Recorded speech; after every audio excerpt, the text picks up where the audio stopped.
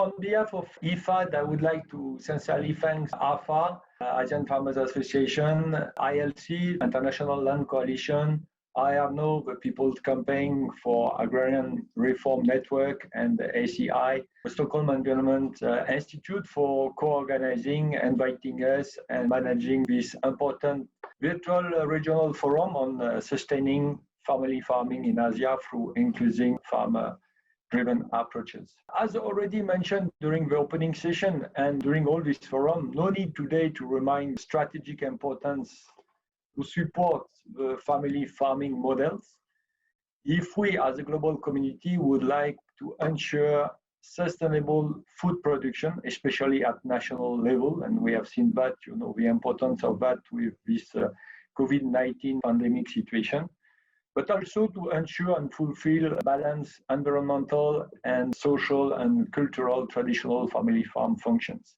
But to succeed, the family farming business model needs to be clear and supported by policy and investments in order to guarantee that all these existing small family farm households, as well as all these rural young people arriving in their professional life, will be able to live from their hard work in a decent way today and in the future.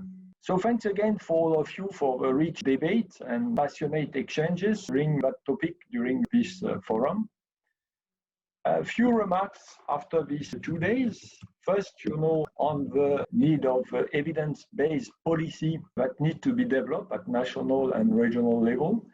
This policy needs to protect, support, expand the business family farm models. This policy will provide at regional and national level the legal framework to promote, secure, facilitate, access to land for young and women, for rural vulnerable households, which are the main target group of IFAD, access to finance for on or off-farm activities, limit the exposure of the climate or the market risk with insurance or livelihood recovery funds, facilitate the access to market, especially on domestic local supply as well as exportation sides, negotiate, facilitate negotiation on win-win partnership, public-private partnership mainly, implement fair legal taxation conditions for FOs, access to information as well, training, economic services for farmers. These policies have to be jointly negotiated between government and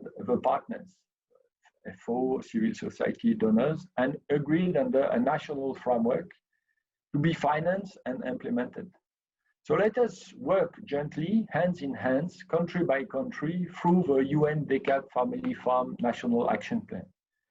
This joint action plan should be our only policy roadmap for the next 10 years, where all organizations would focus their energy, knowledge, capacity. Working with government is key. It is not an option. No policy will be implemented if governments are not convinced and not pushing for the implementation of these policies. Not working together is not an option as well. Working together will be the key of the success.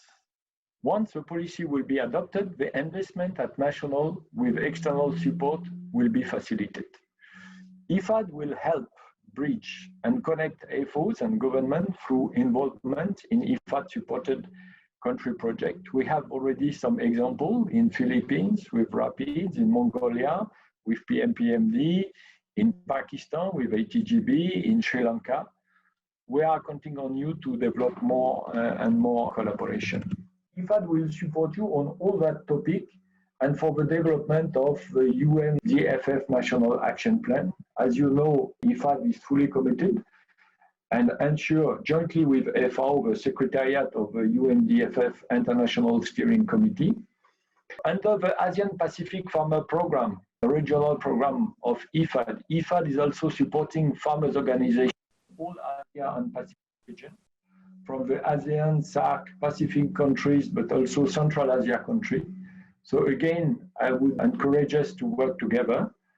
We under APFP work to increase the credibility of the FO at both levels, farmers level and government level, For farmers, it is important to have a real and significant economic services, a real difference in terms of incomes if you are in or out of the farmer movement.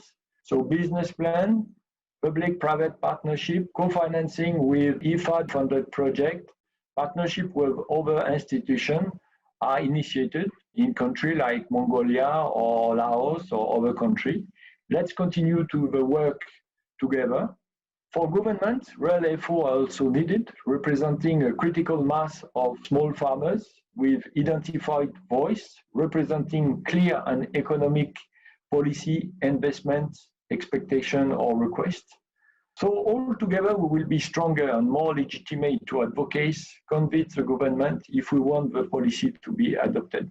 The business family farming model, its current constraint and ongoing future advantage need to be understood by the decision maker at government, parliament level in order to initiate today the change of tomorrow. I am optimistic.